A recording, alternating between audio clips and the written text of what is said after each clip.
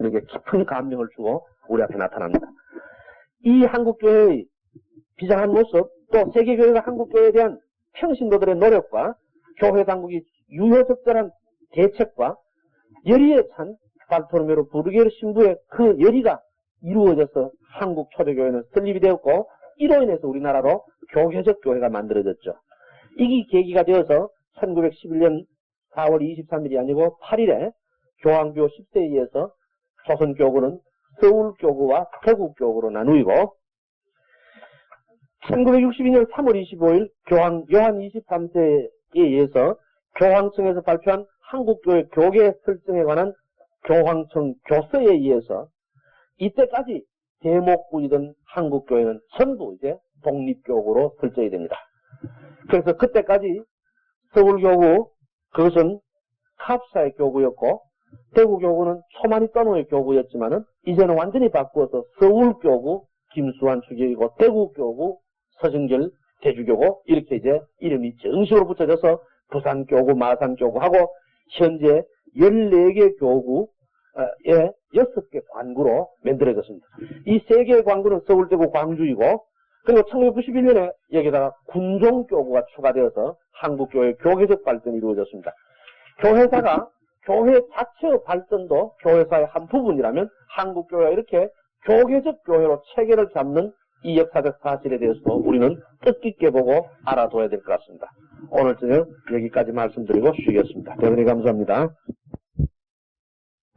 조선교구 초대 교구장 바르토로메오 부르게르 주교님의 그 불타는 사도적 열의와 그리고 그 기막힌 일생을 보았습니다. 이제 이분을 놓고 역사적으로 조금 정리를 하면요. 조선교구가 1831년 설정된 것은 적어도 국제적으로 세계적인 종교인 천주교회가 교황청에서 공식적으로 독립된 국가로 인정받았다는 점에서 대단히 중요한 역사적 의의를 지닌다. 그 말씀을 드렸습니다. 그럼 이렇게 할 수 있도록 된 중요한 동기가 뭐냐? 3가지를 보는데, 하나는 한국 평신도들의 사제를 청원하는 그 열의에 찬 그 사제 영입 운동이죠. 그게 큰 공일 것이고, 그 다음에 이 공이 아무리 있어도 바르토로메오 부르게르 신부님처럼 이렇게 헌신적으로 지원해 오시는 분이 없었다면 있을 수 없는 거 아닙니까? 이것은 전적으로 이 신부님의 공덕입니다. 그 덕택으로 조선교가 설정될 수 있었죠.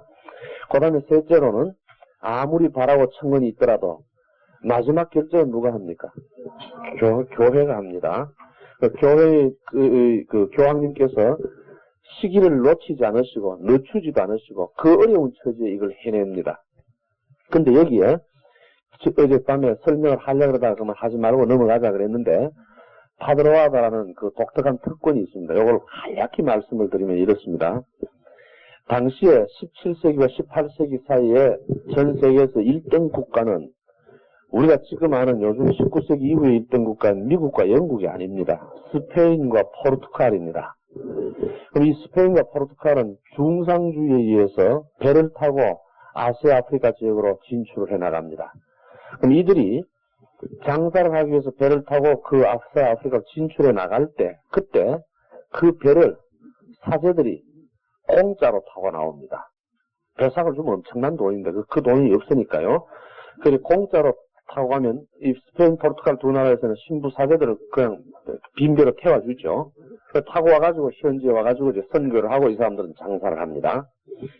그러고 나면 그 지역에 교구들이 생기고 그 오신 신부님들이 노래를 해서 성당이 만들어지고 하면은 그것을 교구로 세울 수 있도록 교구가 성립될 수 있는 밑바탕이 되는 경비를 스페인과 포르투갈 두 나라가 대줍니다. 상당히 고마운 일이죠. 이런 선교 포교 활동에 두 나라가 적극적으로 도와주는 것을 전제로 해서 교황청에서는 몇 가지 특권을 이 스페인과 포르투갈에 줍니다. 첫째 뭐를 주느냐 하면은 아시아 아프리카로 진출하는 모든 그 출발하는 배는 그 리스본이라는 항구를 통해 가거라.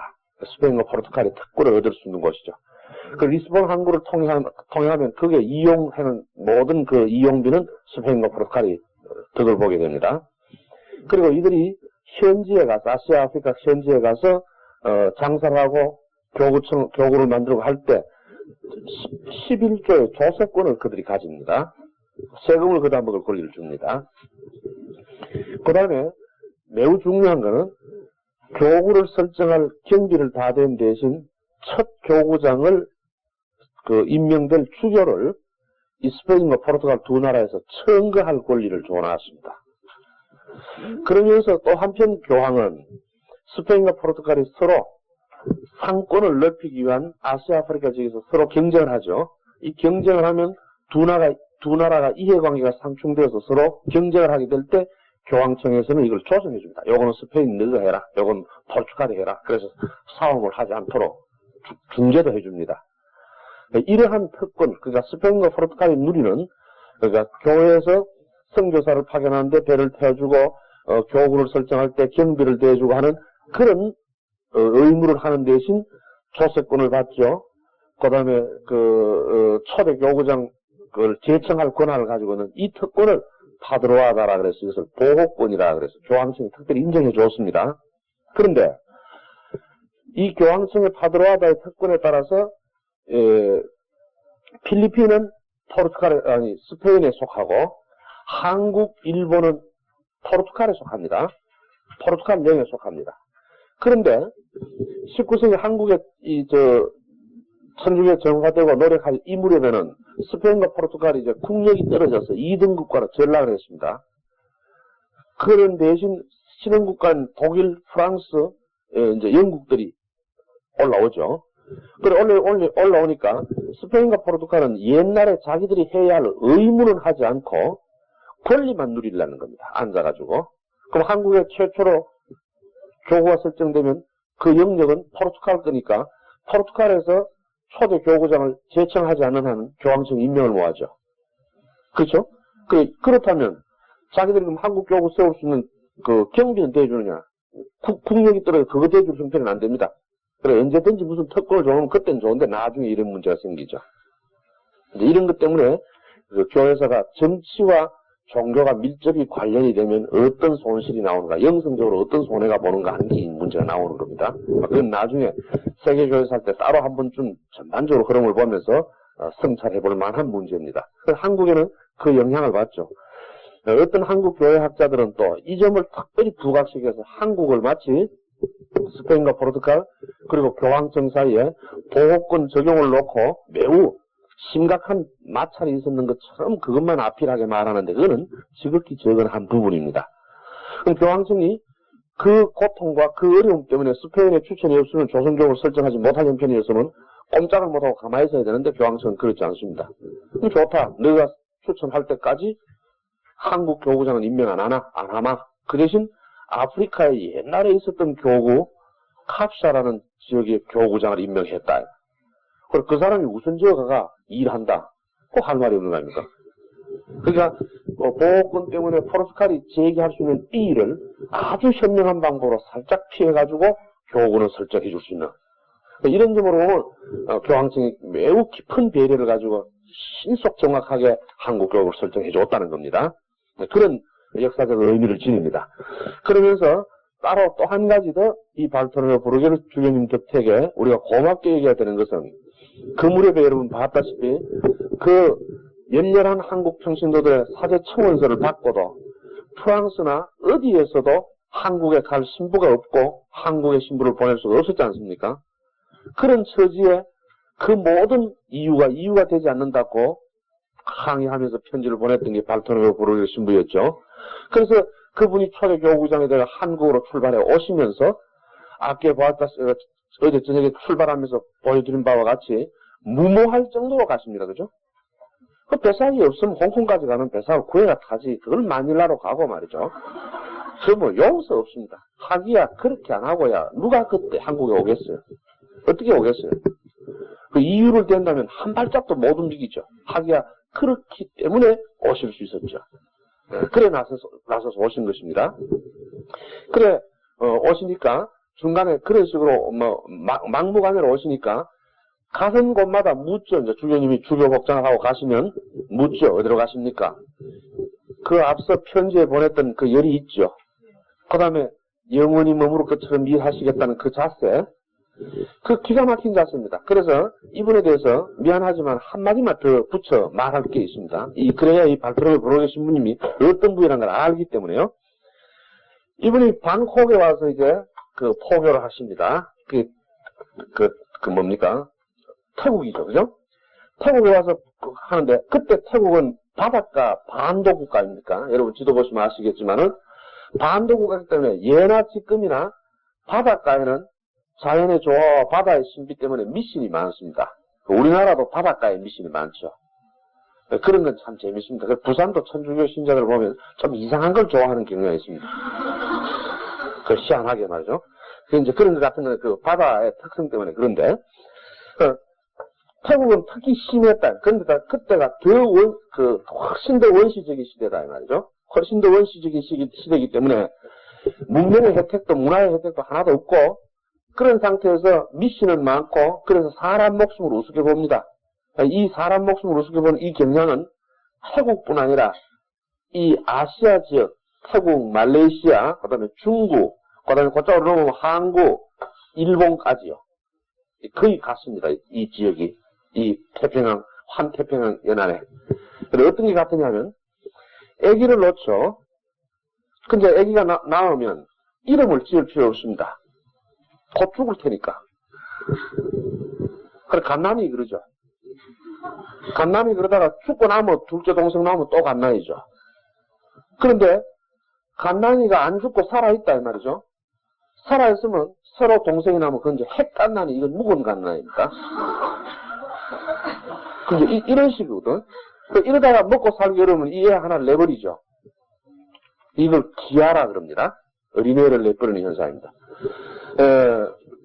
외국 선교사들이 한국과 특히 이 일대에 와서 제일 먼저 그 기막히게 비참하게 느낀 게 애를 버리는 거, 이거. 애가 너무 쉽게 죽는 거, 이거.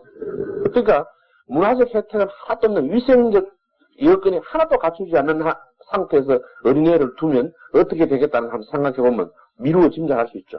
너무나 많이 죽습니다. 어린 때. 그래서 살아남는 것 자체가 어떤 의미에서 아주 어린이 시절에 투쟁해가 승리자만 살아남는 거죠. 그런 어떤 현상을 보여주고 있거든요. 그래서 천주교에 들어와서 제일 먼저 노력한 것도 그겁니다. 애 내버리지 말아라. 우리나라에 들어온, 한역사학사라는 얘기 들으셨죠? 그 책 속에 천주실이 이런 것만 자꾸 보지 말고 칠극을 잘 보라. 칠극에서도 유교 사람들이 천주교를 쉽게 좋게 받아들인 게 그 칠극의 영향을 많이 받았다, 이죠. 근데 그 속에 성찰기락이라는 책이 있는데, 그 성찰기락이라는 책에 보면 어머니들이 자기 자녀를 버리지 말아야 한다는 것을 조목조목 왜 버리지 말아야 한다는 것을 적어놓고 있습니다. 그렇다면 천주교가 이 동양에 들어와서 인권의 존엄성, 어린이의 인권 존중에 크게 기여했다는 사실을 우리가 주목해야 합니다. 대단히 소중한 일깨움이죠. 이거야말로 무슨 그 시대 역사적인 무슨 민중운동 그러고 역사에 남는 그런 운동은 아닙니다. 천주교가 할 일이 바로 그런 거 아니냐. 꼭 그렇게 번쩍거리는 그런 어떤 사회적인 운동만 운동으로 알지 말아. 이거보다 더 소중한 운동이 어디 있습니까? 이런 소중한 운동을 천주교에서 했던 겁니다. 성찰기락에서 그걸 했고, 교우들은 그걸 입고 어떤 어려움이 있더라도 어린이를 버리지 않고 키우기 시작합니다. 이제 그런 모습들이 보여주는데요. 그럼 이런 상태에서 미신 천지거든요. 그럼 미신 천지인데다가 신부가 왔다. 우선 자기 민족이 아니잖아요.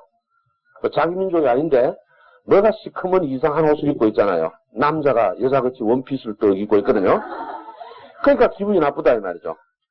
그리고 이런 사람들은 신부님은 정성을 다해가 집을 방문하지만 그 집에서는 오늘 저런 사람과 재수 없을지 모른다 이거거든요. 그래서 기분 나쁘다고 빨리 나가라 그럽니다. 그 나가고 나면 물 뿌리고 소금 뿌리고 그 소위 그 경상도 사투리로 양밥한다 그러죠. 이런 식으로 이제 천대를 합니다. 그러니까 여기 온 신부님들이 선교 활동을 할 수가 없죠. 가면 만나줘야 뭐 교리 설명을 하든지 하죠. 가라 그러고 물 뿌리고 소금 뿌리는데 그 무슨 일을 합니까? 그러니까 한번 생각해 보십시오. 프랑스 같은 그 기독교 국가, 천주교 국가에서 어릴 때 그렇게 자라고 수도 생활을 하다가 땅 끝까지 복음을 전하겠다는 그 지극히 거룩한 마음으로 왔는데 그 현장은 이 모양입니다. 소금 뿌리고 가라 그러고. 보통 누구든지 좌절하고 쓰러지죠. 그런데 초대 우리 교회 선교사들은 이런 현장에서 꿋꿋이 사목합니다. 실망하지 않고. 이 점을 우리가 높이 봐야 되는데, 그럼 발트로메오 브루겔 신부님도 마찬가지입니다. 여기 왔죠. 왔더니 형편없는 대접하는. 그리고 이분은 도대체 방콕에서 전교한 건 고사하고 태국 사람을 만날 수가 없어요. 만날 수가 없어요. 그러면 선교 못 하잖아요. 누구든지 이 정도 되면 선교 못 하고 포기할 겁니다. 그런데 이 양반은 포기하지 않습니다. 그러니까 그게 놀라운 겁니다. 어떻게 그럼 이 양반은 선교 활동을 하느냐? 다른 거 안 합니다. 가봐야 뚜지 맞고 토끼 나고 소금 뿌릴 테니까. 그러니까 아무 소리 안 하고 아침 먹고 골목으로 다니죠. 다니면 무수히 많은 어린애가 이내 죽거든요. 아무리 그렇지만 인간인데 자기 새끼가 죽는데 그래 가만히 있을 수 있어요. 짐승도 지 새끼가 죽는 건 들여다보는 법인데 사람이 자기 어린 자녀가 죽으니까 안타까워합니다. 그런 것만 보면 찾아가서 그 죽어가는 마지막 모습 앞에 서서 조용히 바라봐 주죠. 그러면 자식이 죽는 걸 보고 울고 있는 엄마가 그걸 안 되었다는 동정한 빛으로 봐주고 있는 그 사람마저 물러가라 그럴 수는 없거든요. 그래 보고 있다가 기회만 있으면 그 이마에 대세를 놓는 겁니다. 그래 놓고는 그 시간과 장소 그리고 자기 혼자만 하는 그 어린이의 본명 이걸 적죠. 종일 이 짓을 합니다. 다니면서 아무도 모르게 대세를 주고 그 이름을 적고 대세를 주고 이름을 적고 그래 종일 적은 거를 집에 저녁에 돌아오면 밤에 제대를 차려놓고 미사 때 그 이름을 위에 얹어놓고 미사를 봉헌합니다. 그 미사를 봉헌하면서 신자들의 기도 시간에 이렇게 얘기합니다. 어린 천사들이여 나는 어쩔 수 없습니다. 당신네 민족을 하느님께서 구원해 주실 수 있도록 어린 천사 당신이 가서 하십시오. 그 얼마나 깊은 시간입니까, 그죠? 그러니까 태국의 어린이가 영세를 받아서 바로 천당 갔을 거 아닙니까? 그리 천당 간 태국 어린이 네가 너희 민족을 위해서 하는 구세주께 기도해달라 하는 거죠, 미사 때. 그래서 태국에서 1년 6개월 동안 이분이 사목을 하시면서 그런 식으로 어린이에게 영세 주는 사람이 6,000명입니다. 그러니까 못 말리는 사람 아닙니까? 그죠? 그래, 저는 지금도 그렇습니다. 지금 우리가 현대 사목을 하는데 뭘 해보면 안 된다 그러면 아주 민감합니다. 실패다. 뭐 왜 반대? 그럼 될 것 같아서 해보니까 안 되더라. 그래, 실패다. 그럼 또 어떡하느냐? 이럽니다. 나는 이런 걸 뭐라 그런지 아냐? 도망치는 사목, 피난민 사목이다. 산에서 한이 실패하다. 그럼 산에 가팔라서 실패했으니까 들판으로 옵니다. 들판에서 실패하면 어디로 갑니까, 이제? 바닷가에서 하니까 실패했다. 강가로 갔다. 물에 빠져주고 실패했다. 들판으로 갔다. 들판에서 안 되면 어디로 갈 거냐, 이 말이죠. 도망치는 사목은 우리 시대에 이제 안 맞다요. 바로 이 발트로메오 브루겔 신부를 보라요. 어떤 사람도 불가능하다는 그 현장에 가장 확실하고 가장 위대한 방법으로 하고 있잖아요. 그렇죠? 시련이 있는 그 현장에서 그 시련의 극치 속에서 뚫고 나가는 길을 찾아내야 되지 실실 도망치면 안 됩니다. 그러니까 평신도인 내가 우리 집을 이끌고 내 자식들을 키우며 살아가는데도 온갖 어려움을 정면으로 뚫고 나가야 됩니다. 그렇다면 한차 주님의 길로 나가시는 여러분이야 그 말에 뭐 하겠습니까? 그 구질구질한데 걸리 넘어지고 그런 짓 하지 마라 이 말이죠. 예. 그러면 여기서 나가면 안 좋겠다. 천만에 여기서 넘어지는 사람이 그것은 안 넘어집니까? 저희 집에서 서는 바가지가 밖에 나간다고 안 씁니까? 그러니까 여기서 넘어지는 사람, 거기서도 넘어지고 거기에 넘어지는 사람 여기 들어온다고 서 있고 그런 거 아닙니다. 그러니까 알아둘 거는 어디든지 이기는 자는 이기는 겁니다. 그러니까 발트로메오 브루겔 신부의 그 놀라운 그 열의가 이르는 곳마다 한국에 관한 얘기를 하시고 그리고 한국 평신도들이 그 16개 사제를 청원하고 있는 얘기를 하니까 발트로메오 브루겔 신부 이제 주교죠. 그 주교를 만난 신부들은 감동을 해서 한국에 3억을 자청해 들어옵니다. 그래서 다시 말하면 한국에 들어올 어떤 신부도 없던 상태에서 브루게르 주교의 그 열의가 한국에 그 3억을 지원하는 사제를 늘어나게 했다. 그 말입니다. 그럼 지금부터 하는 얘기는 바로 그 발트로메 브루게르 그 주교님에 의해서 그 말씀을 듣고 감동을 받아서 한국에 지원한 사제들이 어떤 사람들이 있었는가를 지금부터 봅니다. 요걸 보는데 그 앞에 삽입해야 할 이야기가 있죠. 그럼 이제 1831년에 주교님이 이제 한국으로 오고 계시죠. 그 전에도 두 분의 신부를 국경에 사라이바 주교님께서 파견했는데 국경에서 한 분은 병들어 돌아가시고 한 분은 남경으로 되돌아가서 병 때문에 더 못 오시죠. 이러고 있었지만은 한편 온전히 바깥 세계와 막힌 한국 안에서 그 심산유곡의 교우초를 만들고 제2세대들에 의해서 시작된 사제영입 운동은 밖에서 이와 같이 눈물겨운 노래를 하고 있지만 안에서 볼 때는 또 어떻습니까? 정막강사이죠. 암만 신부를 돌아가도 소식이 없잖아요. 그렇잖아요. 그러니까 한이 맺히는 겁니다. 이 사람들은 또. 이러고 있는데 발트로메 브루게르 신부님이 이제 주교로 임명되어 한국으로 오시고 있거든요. 오시고 있으니 토교성성에서 중국에 있는 한 신부로 하여금 조선교구의 교구장 주교님이 들어오시니 그 주교님을 영접할 준비를 하도록 한국에 신부를 하나 파견했습니다. 그래서 주교님이 가시는 일이 그렇게 소중하죠. 그걸 파견했습니다. 이 파견받아온 신부가 누구냐? 파치피코라는 스페인식 이름을 가진 유방제라는 중국 신부입니다. 그럼 이 유방제 신부가 한국에 들어오던 해가 1834년이다. 이 말이죠. 1834년이죠. 그게 들어오고 있는데, 한국에 들어왔다. 이 말이죠. 들어왔으니까, 1801년에 주문모 신부님이 순교하신 지 33년 만에 이제 유방제 신부님이 처음 들어오셨죠. 들어와가지고 사목을 하시는데 참 묘한 겁니다. 그가 한국에 들어온 임무가 뭡니까? 교구장인 주교를 영접할 준비를, 그것도 토교성성 장관으로부터 명령을 받고 들어왔습니다. 그래 들어온 이 양반이 기가 막히게 한국 들어앉아가지고 이렇게 생각합니다. 현실을 모르는 행정명령이다 이거죠. 한국 교회 안에도 이런 사람 많죠. 책상머리에 앉아가 주교가 뭐 아나, 책상머리에 앉아가 몇 사람 말만 듣고 이런 식으로 판단하면 안 돼. 괜찮죠? 우리가 중요하게 알아둬야 될 것은 주교도 사람이니까 잘못합니다. 주교도 사람이니까 옆에 있는 신부 말을 듣고 잘못 판단할 수 있어요. 그러나 주교는 잘못 판단해도, 주교라는 그 사람은 잘못 판단해도 하느님과 성령은 잘못 판단 안 하십니다. 그리고 하나님은 인간의 실수와 인간의 죄마저도 구원사업에 유익하게 쓰십니다. 여기에 대한 신뢰가 있어야 된다. 신자는. 이게 교회 정신입니다. 현대사회에서 가장 부족한 게 이겁니다. 이게 너무 모자란다. 내 장상이 나를 미워하고 또 나를 미워하는 별로 좋아하지 않는 사람의 말만 듣고 나를 좀 슬프게 만들었다. 이건 인간적으로 자기가 잘못한 거야. 그도 사람이니까 그럴 수 있습니다. 잘못할 수 있죠. 그렇다 하더라도 주님께서는 이분의 이 실수마저 나의 구원에 유익하도록 이끌어 주신다 이 말입니다.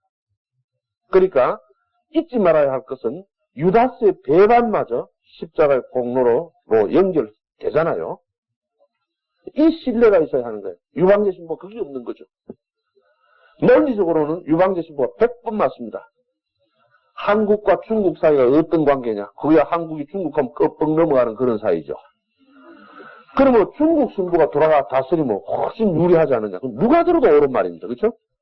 그 다음에 박해가 이렇게 심한데 같은 중국 사람도 들어오기가 이렇게 어려운데 바로 얼마 전에 일본에서 들어오던 원서 빈첸시오 권도 7년 동안 들어오려고 하다 못 들어왔잖아요.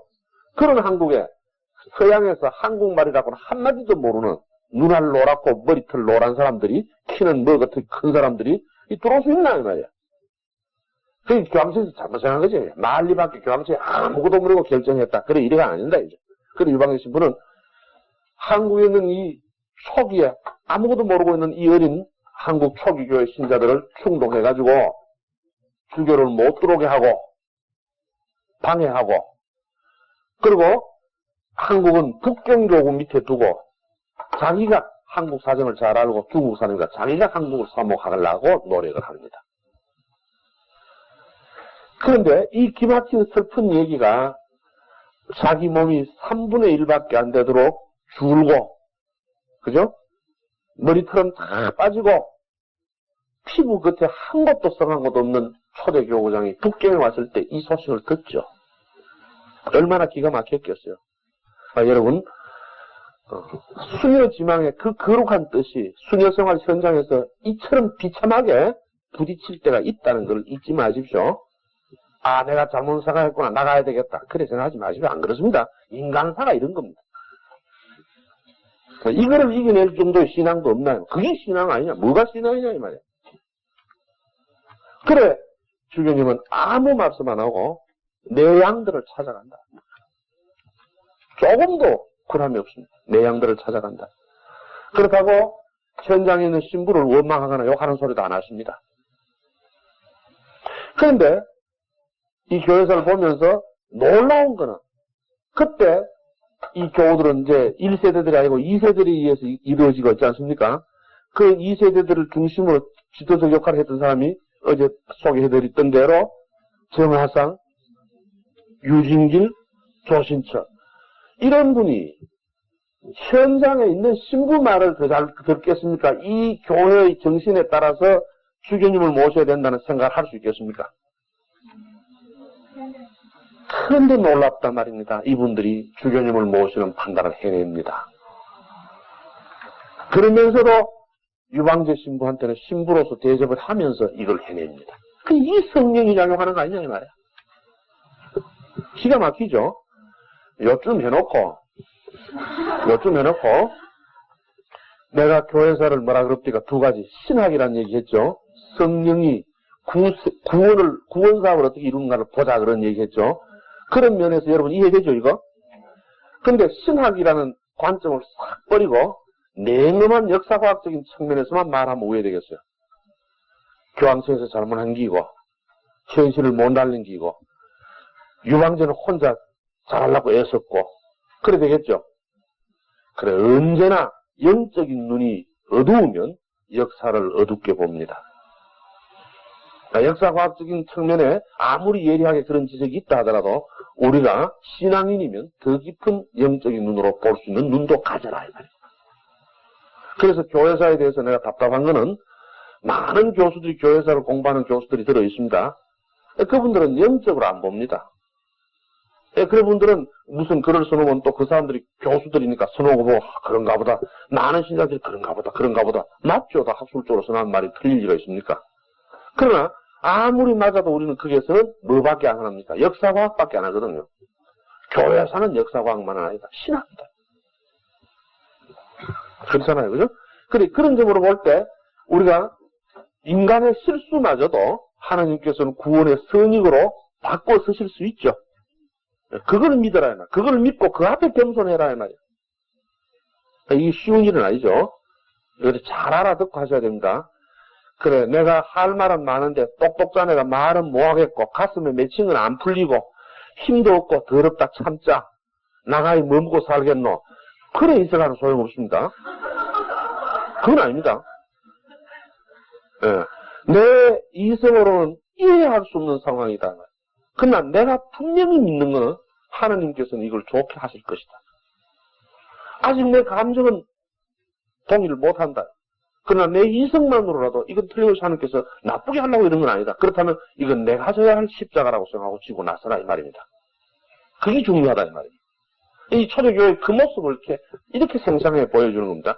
먼 훗날 어떤 영성가가 이거를 역사과학이 말하고 있는 그런 차가운 측면에서만 말고 더 깊은 영성적인 묵상자료로 이걸 설명하면 정말 놀라울 것이다. 그 사도적 예리를 가지고 2년의 여행 끝에 성한 곳이 없는 몸으로 도착한 사람에게 들리는 소리가 수고했다는 말도 아니고 어서 오십시오 기다립니다 말도 아니고 네 몸뚱이도 하려는 자가 이 하나 바로 앉았다.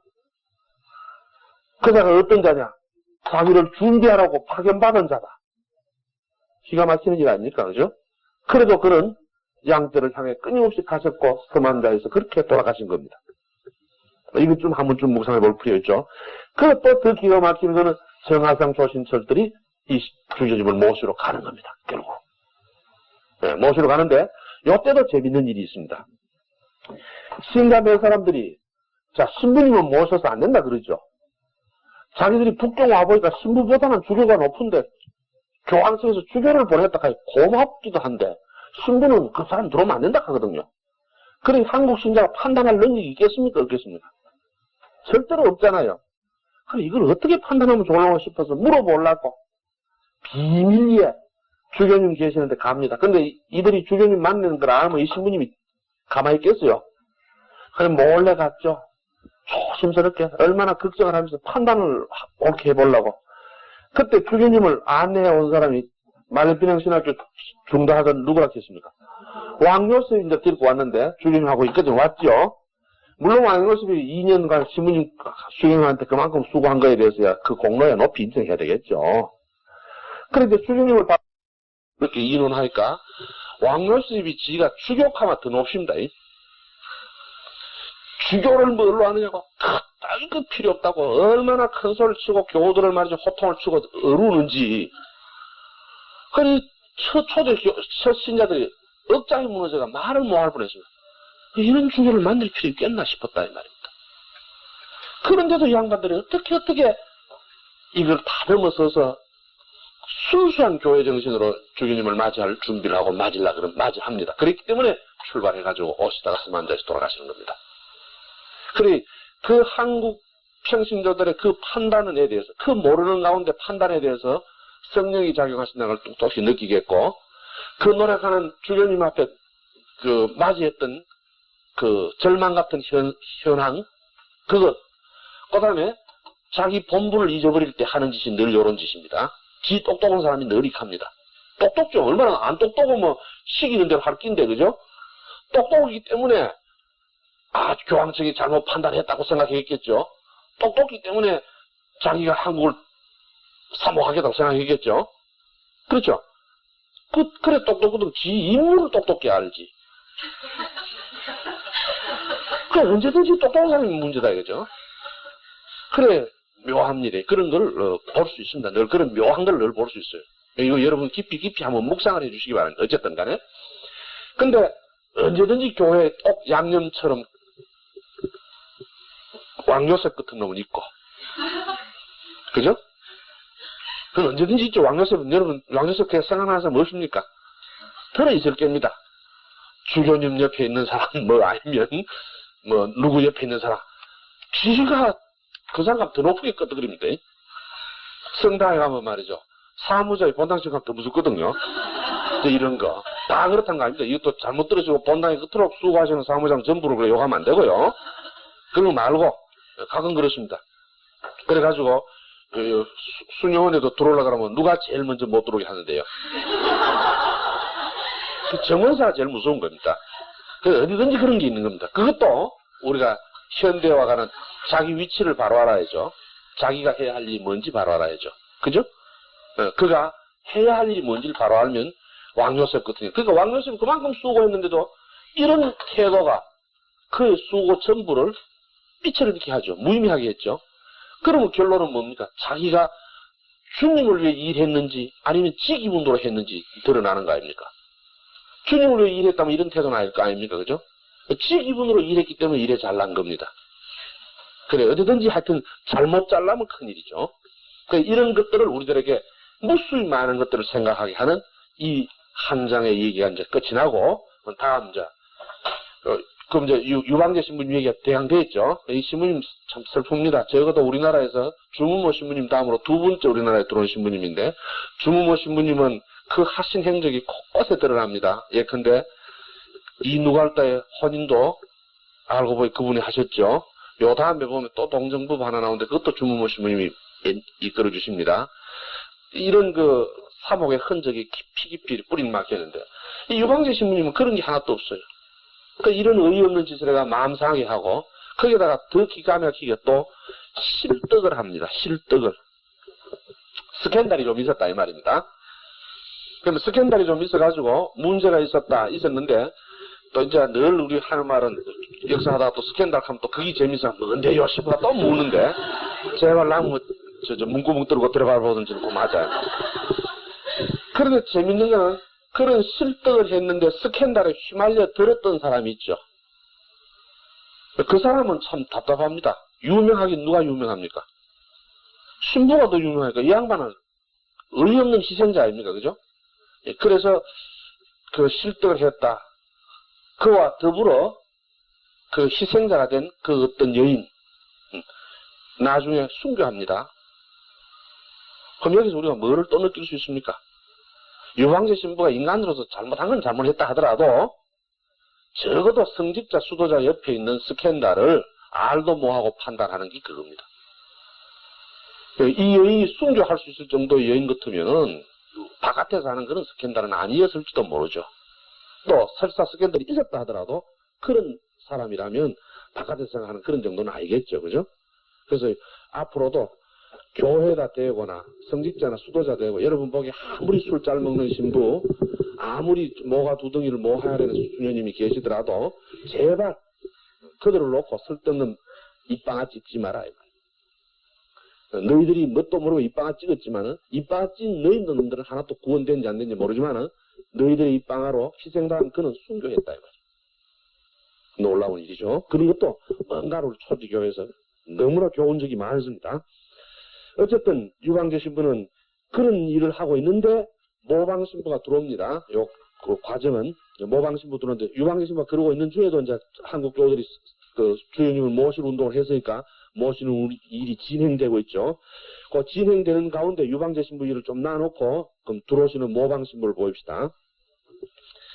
밑에 모방 신부 위에 적힌 거 말고 밑에 모방 신부 소개해 놓은 걸 한번 봅니다. 1803년 9월 20일에 바이엘 교구의 바시에서 농부의 아들로 태어났습니다. 사제 서품을 받고 외방 선교에 입학해가지고 선교사가 됩니다. 그래 등겨가지고 선교사가 돼가지고 중국에 파견돼 마카오로 갔죠.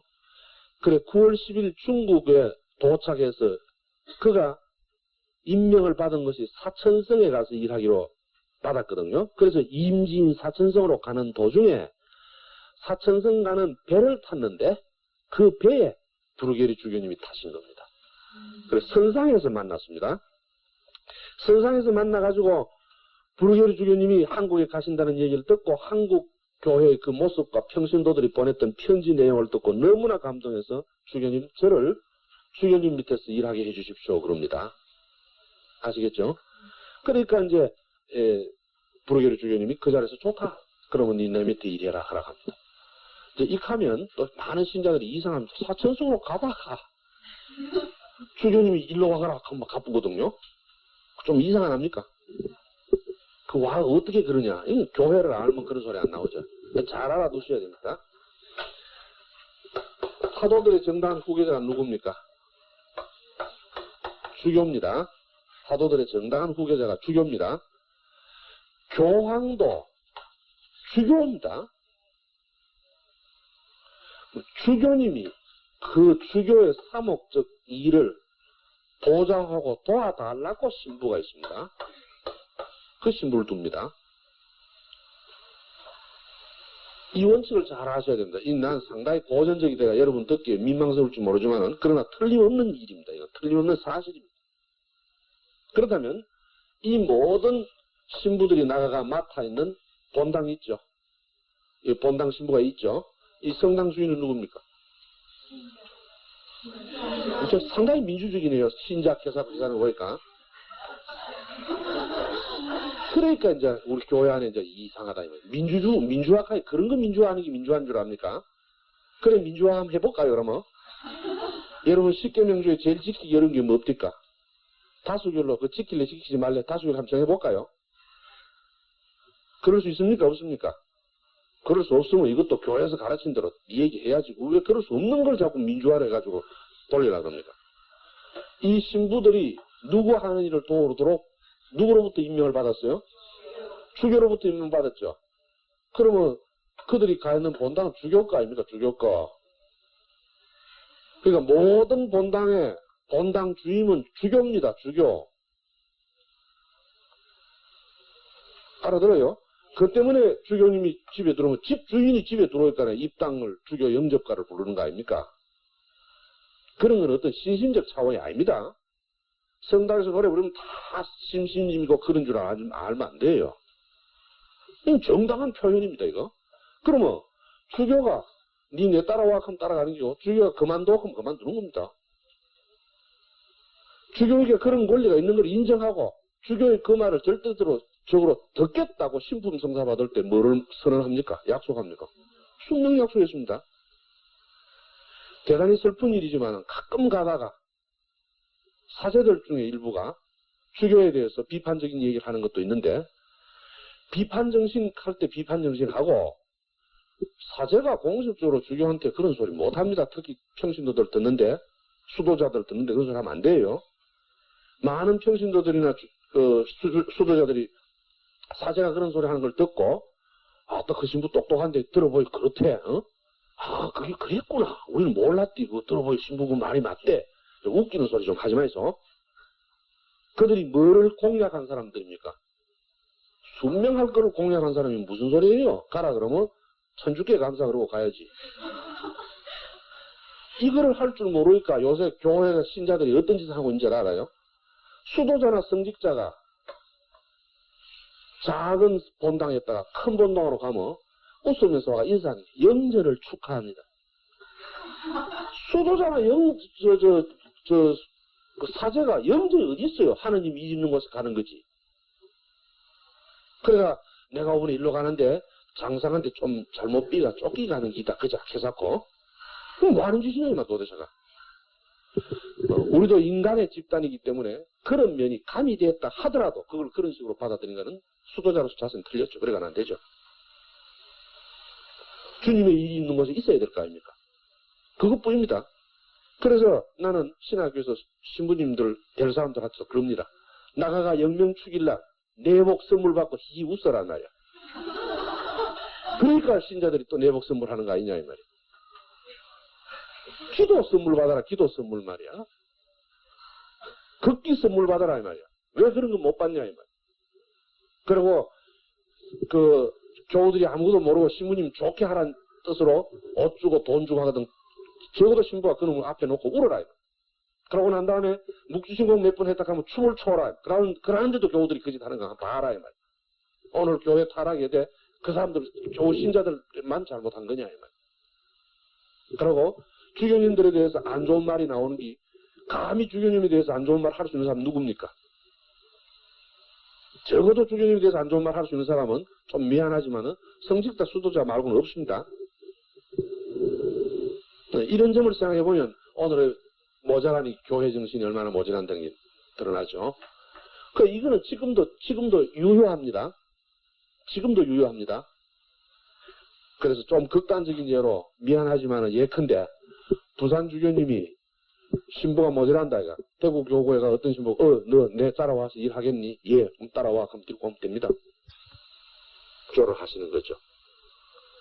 그래서 주교님끼리 협조를 하지만은 그 때문에 언제든지 어느 신부든지 원하는 주교가 어느 교구 소속 신부를 어느 교구에서 데려갈 수 있습니다.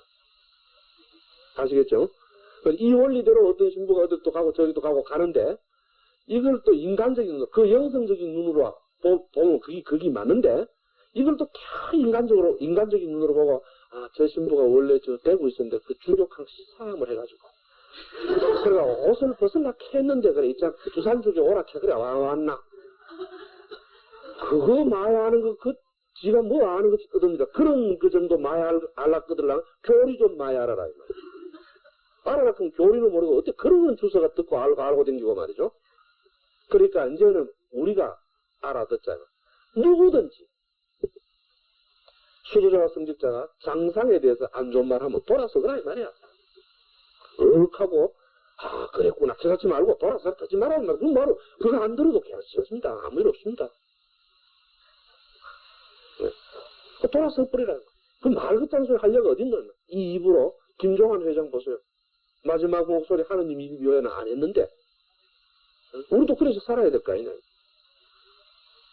마침내 내가 하고 싶은 사랑의 실천을 건강을 잃고 하지 못할 때를 생각해봐라. 지금 해야 한다. 지금 말.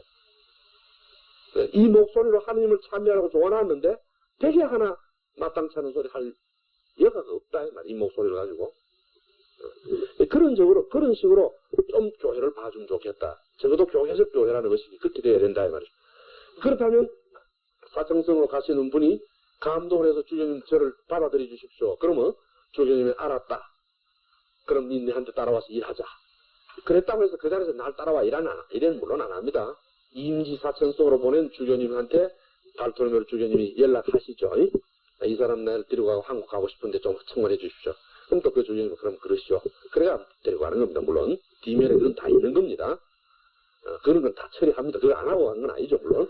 그러나 원칙적으로 언제든지 그렇게 데려갈 수 있다는 겁니다. 언제든지 그렇게 될 수 있다는 겁니다. 그 점만은 이제 그래서 이제 요컨대 이 한 사제의 열의에 찬 모습이 다른 사제로 하여금 한국에 들어오는 마음을 가지게 했잖아요. 그래 따라오 들어오는데 그러면 모방 신부님도 또 어떤 분이길래 그죠? 배 타고 가다가 주교님 설명을 듣고 감동을 해가 또 따라오느냐? 어떻게 보면 너무 뭐겠습니까? 조금 너무 덤벙거리는 느낌이 들죠.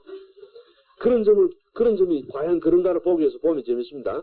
이제 부르게르 주님한테 내가 가도록 허락해 주십시오. 그래서 조선정교 지망을 했는데 그럼 오야 허락해 주마. 내가 허락받거든 한국어 당신 오시오. 그리고 이제 약속을 하고 이 양반은 복건성을 떠나가 북쪽으로 이제 올라가거든요.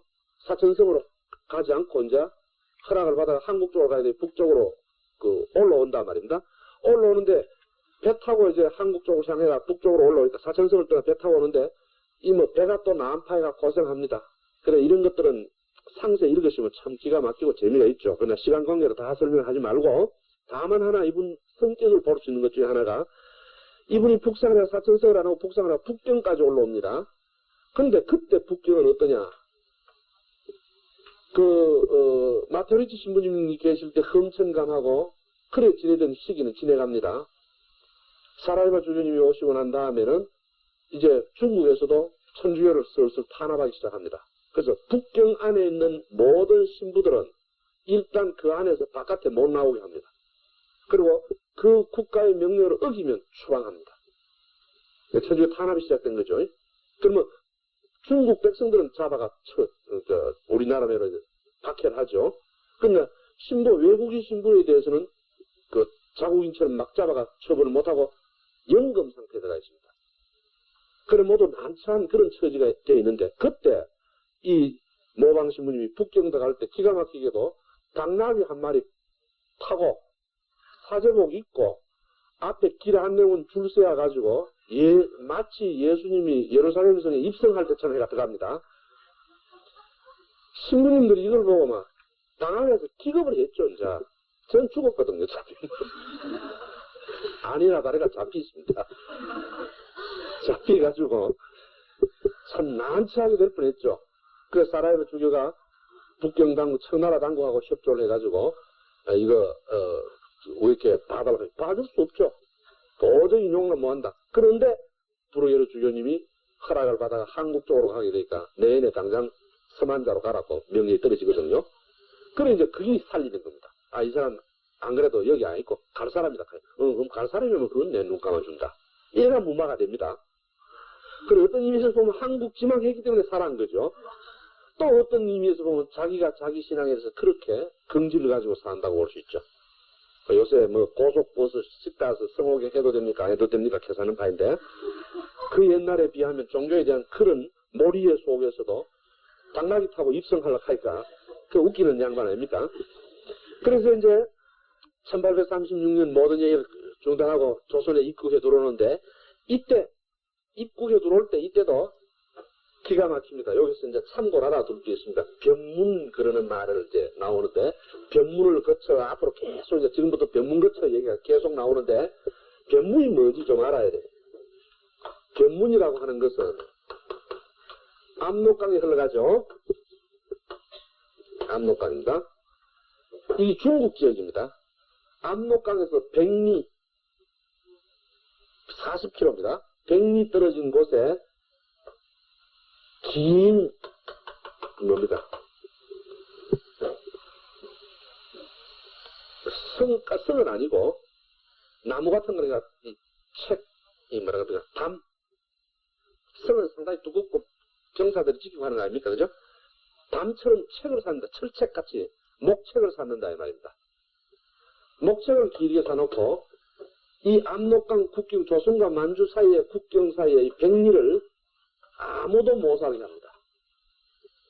그럼 중국에서 한국 쪽으로 나와 있는 마지막 중국 도시 성이 봉황성입니다.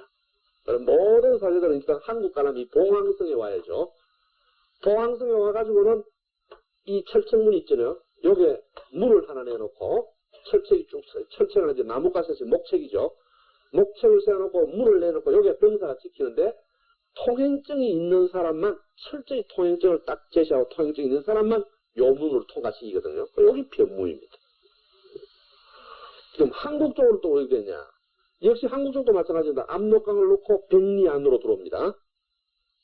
그게 한국 쪽에서 중국 가는 마지막 성이 뭐냐? 이게 의주입니다. 의주 성문이 관무입니다. 여기도 목책이 써 있습니다.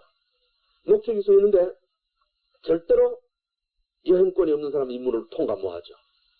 군사들이 지킵니다. 이런 곳을 그래 지내온다 이 말이에요. 그러니까 설사 여기서 통과 시기가 내보내줬다 하더라도 혼자 나와가는 이쪽 백리를 하루 만에 못 지나가죠. 일부러 이렇게 놓은 겁니다. 중간에 사람은 아무도 안 사니까 인적이 없죠. 굶어 죽기 마련입니다. 아니면 짐승한테 물려 죽기 마련이에요. 그 때문에 대부대가 만들어져서 부연사인 같은 행렬해가 가는 거, 또 저쪽에서 행렬해가 오고 이러는 겁니다. 이렇게 되어 있는데 지금 모방신부님이 북경에서 그런 담대한 짓을 할 수 있었기 때문에 봉황성에 와가지고 변문을 통과하는 방법을 이제 연구하는 거죠. 어떻게 변문을 통과하느냐? 이때 이제 한국 쪽에서 역시 누구에서 정하상, 예, 이분들이 가서 이제 이분을 모셔오는 거죠. 모셔오는 방법이 어떻게 하느냐? 여기 딱 철저 앉아가 통행증 보작하거든요. 통행증 보작. 그 통행증 빚어야 되거든요. 그러니까 이제 이거 통과할 방법이 없습니다. 그 한국 사람이 이제 머리를 쓰는 거죠. 어떻게 머리를 쓰느냐? 나무를 가지고 길게 이제 뭡니까? 별것을 만들어가 한복을 두툼하게 입혀가지고 한복을 두툼하게 얼굴을 수금과 덮어가지고 여기가 양옆에 있는 사람들도 모두 수금과 코를 이렇게 맞고 이가 들고 옵니다. 유진기하고 불러가지고 그럼 이제 병문에 있는 사람들 또 이상하거든. 너 뭐냐? 우리 부연사에 따라갔는데 이 사람이 막 학질이 걸려가지고 유행병, 돌림병이 걸려가지고 천상 돌아가라고 중국에서 이 돌림병 돌면 큰일 난다고 도로 한국에 가르쳐가 안 갈 수도 없고 오늘 밤을 중국에서 못 잔다 카페 자면 돌림병 돈다고 얼른 가르쳐가지고 할 수 없이 옵니다 하고 정화성하고 온다 조심치레하고 온다 그 몸종도 통행증 있잖아요. 그 통행증 비주고 그다음 이제 이 앞에 누운 걸 보고 봐라 이제 이래가 그 전년될까 싶어 겁내는 표정으로 바로 통행증 내란다 통행증. 그런데 이 안에 들어가는 사람 끔찍하거든. 하고 끔찍하거든. 그럼 옆에 사람 가보이 모두 이래가 얘가 통증 내건데 그거 통증 보라고 가다가 돌림빙 돌면 크거든. 그래 빨리 통과.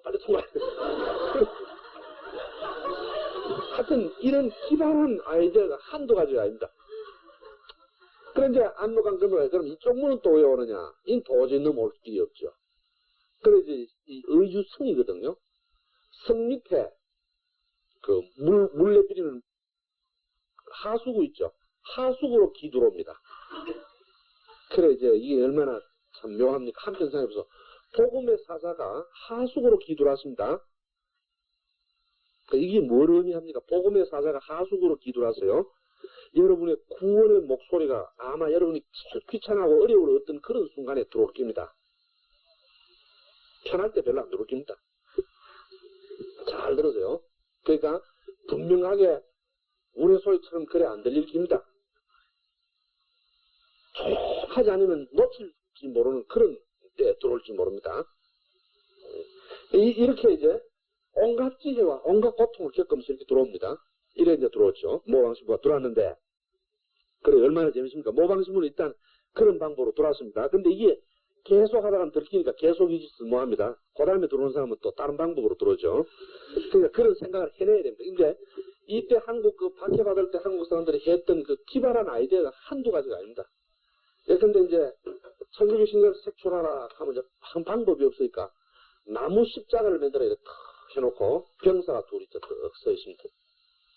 그럼 이제 지나가는 사람들이 오거든요. 어머, 이걸 탁 밟고 지나가라 이렇게 합니다.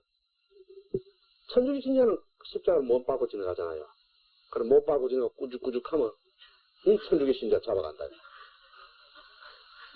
이런 식으로 천주교 신자 잠 색출합니다. 근데 이래 오다가 이게 있는 거 보고 아차 이거 밟고 못 가겠어. 되돌아가서 붙잡혀가면 너 와 되돌아가냐 이거지. 이런 식으로 천주교 신자 다 잡히 들어가는 겁니다. 이때 어떤 천주교 회장 한 분이 지나가다가 되돌아갈 수도 없고 밟고 지나갈 수도 없습니다. 어떻게 하냐. 이분이 어떻게 하냐면 이래 오다가 이걸 보고 얼른 뛰어옵니다. 얼른 뛰어와가지고 이걸 들죠. 이게 뭡니까 이게. 뒷가닥에 이제 진행하면 밟으라 그럴 텐데 자기가 먼저 와가 들고 이게 뭐냐 그러거든요.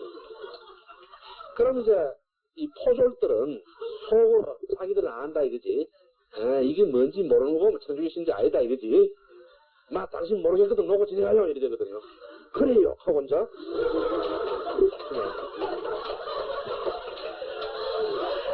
그래 이 온갖 아이디어들이 다 나왔죠.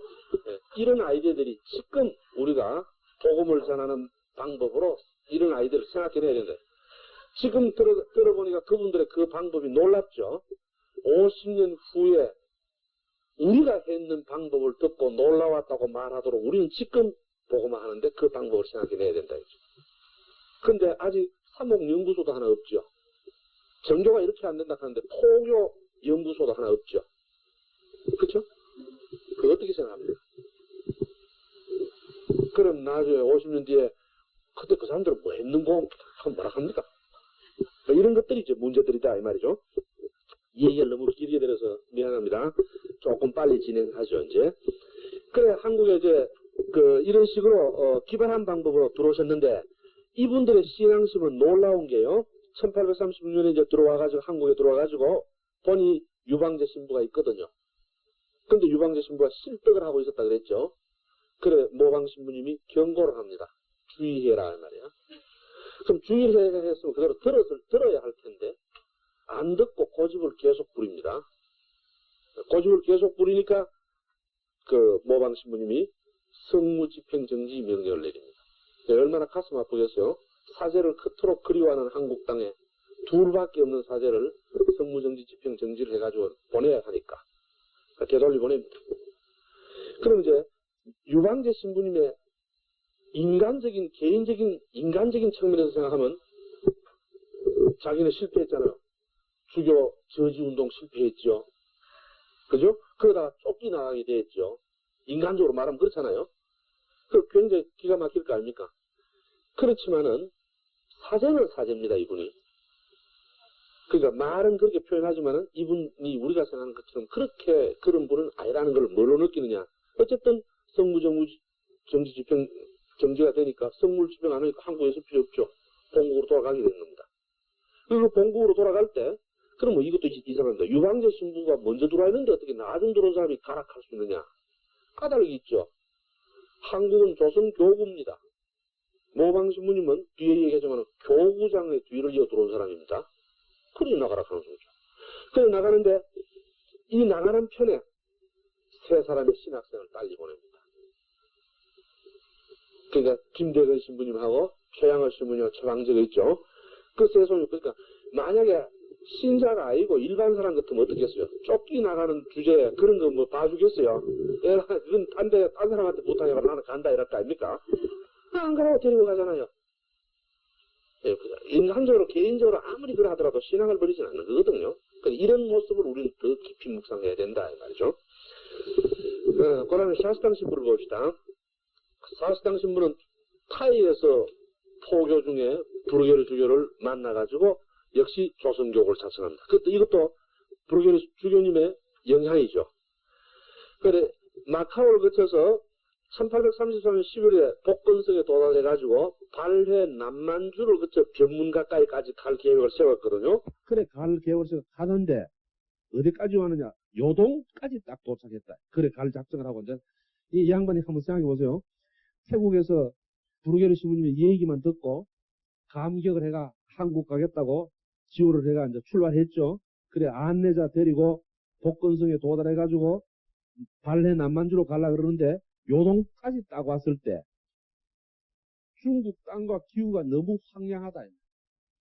이건 뭐 상세히 설명하면 음식 다르죠, 풍토 다르죠. 너무 기가 막히거든요. 아무리 좋은 이사이지만은 생각했던 거하고 너무 틀리거든요. 그래 하룻밤 자고 나니까 안내원 둘이가 도망칠 거리가 없어요. 신부님이 얼마나 기가 막히겠어요.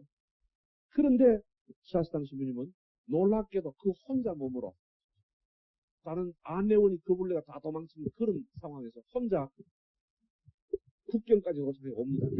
공항성 국경까지 와가 자기가 가고 싶은 한국 땅을 멀리 바라보죠. 못 오십니다. 한국 사람 만나지 못하니까. 그래서 도로 북경까지 되돌아갑니다. 그래 북경 끝으로 되돌아갔을 때 남경 주교가 주선을 해가지고 다시 한국에 갈 수 있도록 산동성까지 보내옵니다. 그래 산동성에는 왔지만은 한국 사람을 만날 수가 있어야죠. 도대체 만날 방법이 없어서 산동성에서 2년 동안 머물고 있습니다. 그러니까 한국 도는 이렇게 어려운 거예요. 그때 모방 신부님이 먼저 들어가 계셨거든요.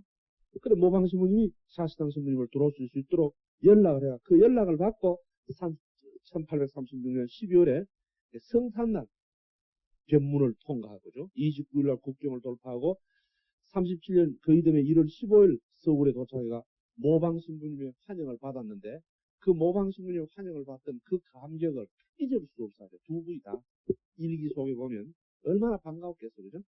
너무나 반가워합니다. 그래서 이분은 계속해서 그 한국 사목을 하는데 그럼 샤스탄 신부님은 또 어떤 분인가를 잠깐 봅시다. 농부의 아들로 태어났죠. 열성과 덕이 있는 양수하는 학생이었다고 그 학교 학적부에 적혀 있습니다.